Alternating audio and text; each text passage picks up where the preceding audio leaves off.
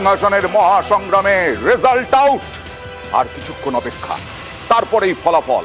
কার দিকে পাল্লা ভারী একবার দেখাবো পার্লামেন্টের ছবিটা। পার্লামেন্টে এই মুহূর্তে সাদা একটা গেরুয়া আছে।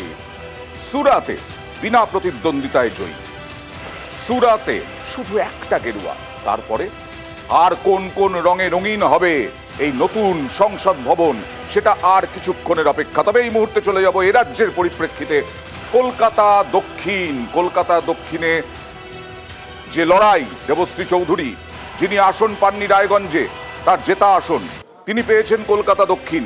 কলকাতা দক্ষিণে সিপিআইএম এর সায়রা শাহ হালিম আর তৃণমূলের দীর্ঘদিনের রাজনীতিবিদ মালা রায়। সরাসরি চলে যাব ওখানে কি অবস্থা। ত্রিস্তরীয় নিরাপত্তা ব্যবস্থার কথা নির্বাচন কমিশন ইতিমধ্যেই ঘোষণা করেছে। উজ্জ্বলে বিশ্বজিতের সঙ্গে কথা বলবো। বিশ্বজিৎ, কি অবস্থা?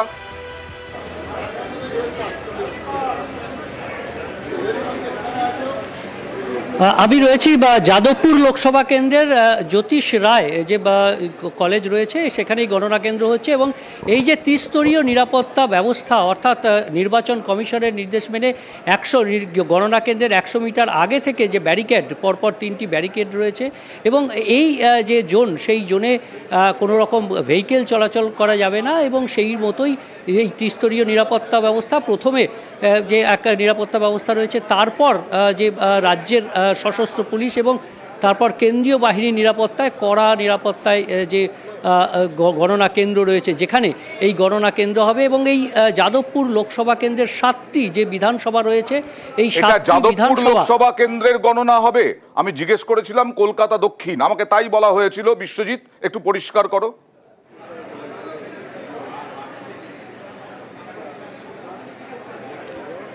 আমি যেখানে রয়েছি এখানে যাদবপুর লোকসভা কেন্দ্রেরই গণনা হচ্ছে। যাদবপুর লোকসভা কেন্দ্রের জ্যোতিষ রায় কলেজে আমি রয়েছি। এবং সেখানে যাদবপুরের যে 7টি বিধানসভা, সেই 7টি বিধানসভার কেন্দ্রের যে গণনা, সেই গণনা এখানে হবে। এবং এখানে মোট বিভিন্ন 14 থেকে 16টি টেবিল রয়েছে বিভিন্ন বিধানসভা ভিত্তিক, এবং 20 থেকে 21 রাউন্ড গণনা হবে। এবং তারপর সেই প্রতীক্ষিত সেই ফলাফল পাওয়া যাবে। এবং তার আগে এই মুহূর্তে যে খবর, সেটা হচ্ছে যাদবপুর বিধানসভা কেন্দ্রের যে স্ট্রং রুম, সেই স্ট্রং রুম খোলা হয়েছে এবং সেখান থেকে ইভিএম আসছে গণনা, একদম গণনা কেন্দ্রের টেবিলে।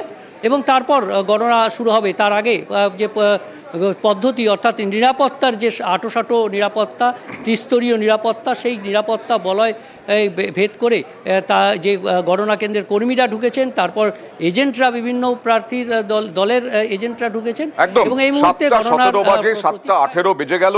7:18 আর কিছুক্ষণ, তারপরেই গণনা শুরু হবে এই যাদবপুর কেন্দ্রে, যেখানে সায়নী ঘোষ, অনির্বাণ গঙ্গোপাধ্যায় এবং সৃজন ভট্টাচার্যের মধ্যে লড়াই।